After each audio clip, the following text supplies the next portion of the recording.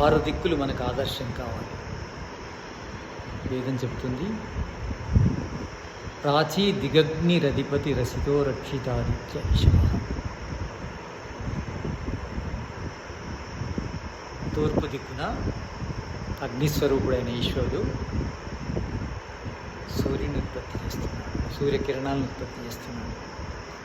మనము తూర్పు దిక్కును ఆదర్శంగా తీసుకొని అగ్ని స్వరూపులమై అజ్ఞానాన్ని దూరం చేయాలి.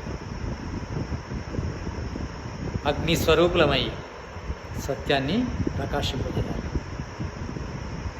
దక్షిణాదిగింద్రోధిపతి స్థిరశ్చిరాది రక్షితా పితరేశ్వర.